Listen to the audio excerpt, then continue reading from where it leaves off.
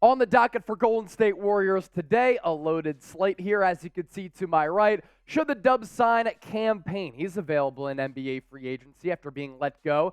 Chris Paul, is he going to start for the Warriors? Marc Spears saying it looks as though CP3 could be in the starting five. And Jonathan Kuminga, reports of him being bought in. We talked about him all offseason, how he's really been impressive. More on that as well. First, though, with this video, can we get to 60,000 subscribers? Producer Jack is saying he might have to step aside and no longer work on videos any longer, no longer run the channel if we don't get to 60,000 subs today.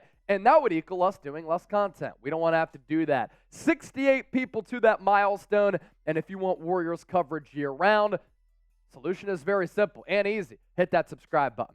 So Adrian Wojnarowski with this. San Antonio Spurs waiving veteran Cam Payne. Payne was recently arrived in San Antonio from the Suns and now gets a chance to join a contending team that can give him a bigger role. And for Phoenix over the last couple of years, he's been a very solid backup point guard. And it's funny, could he reunite with Chris Paul and back him up in a sense, even though the Golden State Warriors obviously do have Steph Curry?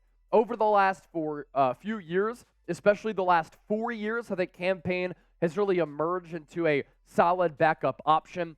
Not a great defender, but has this thing for showing up in some of the big moments throughout playoff games and in regular season games. Certainly does not lack any fear. Had to go overseas for a little while to get his game right. He did that, came back to America at the NBA level, and he's been producing some pretty solid results last 2 years. More than 10 points per game, around 5 assists. 41% from the field, and the three-point numbers not bad for a guy who does have a lot of volume. In 2021, during the NBA Finals against the Milwaukee Bucks, played some good hoop. And in backing up Chris Paul, had a couple of crucial moments throughout that playoff run, and then that obviously culminated with the trip to the NBA Finals. 10 points per game, 5 dimes per night, 42% from the deck, 37% from downtown, a shifty playmaker who can create for himself and others. And Golden State, a little bit thin as far as playmakers go. Here's the problem, though. You already brought in CP3 to help out Steph Curry in running the point. Do you want to go point heavy on this roster and be a little bit backlogged there and maybe not address the size issue? Because Cam Payne, of course, doesn't address that size issue. Paul and Payne. In 2022-2023, you had Chris Paul averaging about 14 points per game. Obviously, a better assist man with more numbers and minutes. 9 assists, 44% from the deck, and 37.5% from three-point range. And then his backup, Cam Payne, 10 points per game, 41.5% from the floor, almost 37% from three. If you could pick a backup point guard, who would it be? Because you kind of have to think about Chris Paul a little bit more as far as his involvement in playing time. Might be easier to manage Cam Payne, right, for those reasons, but it's CP3 all the time. Speaking of Chris Paul, is he starting? Marc Spears saying, I expect Chris Paul to start for Golden State. Here's exactly what he had to say. I do expect him to start, and I think it's like 5-minute spurts. I don't know that they really want his minutes to be high, but I think they're going to try it. I could be wrong, but that's the gist I'm getting. This isn't an opinion, and he's expected to start. It's what I'm hearing. He's never not started in his career. If that's how the Warriors go about this, I'm very curious about the strategy, and I'm very fascinated to see how it actually works in the early portion of the season.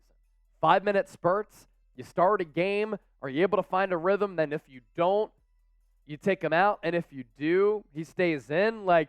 It's going to be a feeling out process for Steve Kerr, but it's a clunky fit to me where I'm not sure how the rest of the lineup is going to react and play off of Steph Curry and Chris Paul.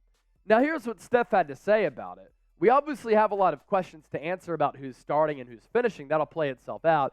At the end of the day, we are all motivated to win.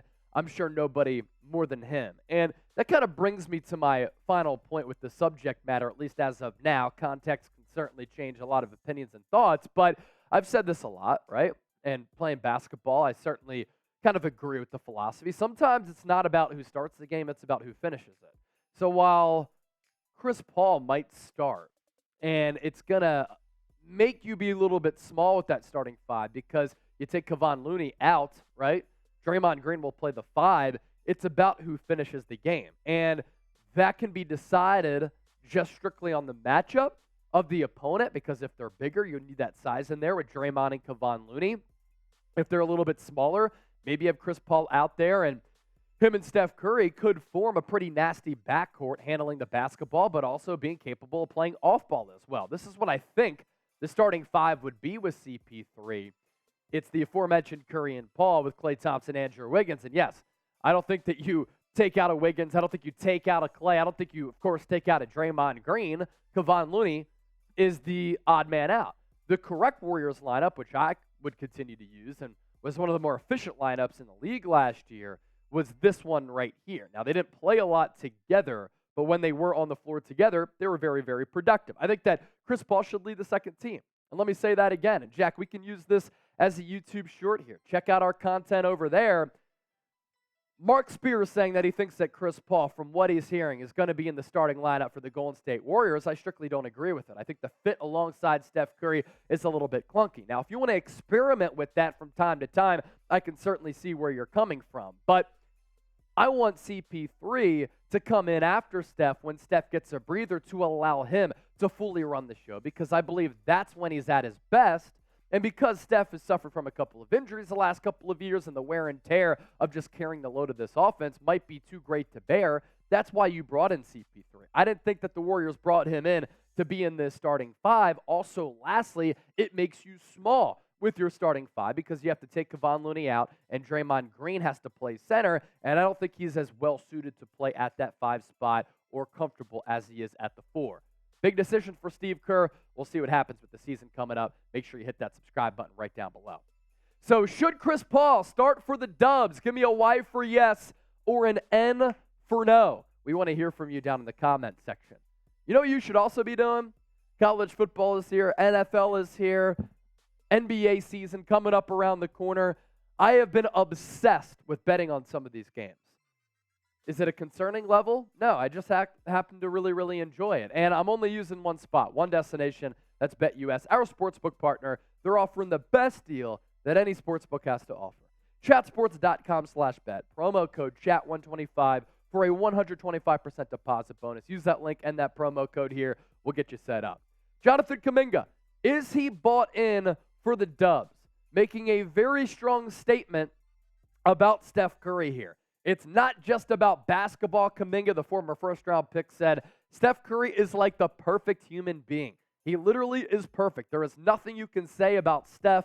The way he acts at home is the same way he acts on the floor and at practice.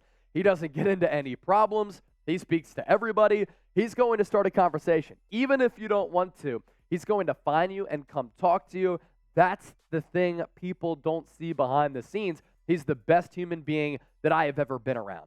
Those are strong words for Jonathan Kuminga. Jack, we can also use this as another YouTube short as well because we do all types of content here on Golden State Warriors Today. Steph Curry is the most selfless superstar in the history of sports. You think about the popularity that he was able to establish while playing at Davidson with those magical runs in the NCAA tournament. He comes to the Golden State Warriors and turns them into a dynasty that has spanned a decade. He's never been in trouble. He's a great face for the Golden State Warriors as well as Under Armour. He's a really savvy and smart businessman. He's a great leader in the locker room who holds everybody accountable but does it in a really professional way that allows players to be comfortable, and Steph Curry brings the best out of his teammates. And then as a family man, seems to be a great husband, a great father, a great role model as a superstar out there. That's why this guy is so influential. And lastly, he literally changed the game with how it's played worldwide with his introduction to the long three-point shot, which is efficient now and analytically sound. Steph Curry is one of one and will never see another person like him. So with Jonathan Kuminga saying that, he's focused here. He's bought in. He's saying, Steph, this guy is incredible. I think that Kuminga can be an incredible player. B for breakout, D for disappoint. Before we hop on out of here, Jack loves working on this channel. I love hosting the shows here on this channel. That's how we were able to grow it from 13,000 subscribers to 59,000 subscribers. We put a lot of hard work into the program here. So show us some love back, and you win at the end of the day by hitting that subscribe button, because we get to 60,000 subscribers to continue to grow the Dub Nation.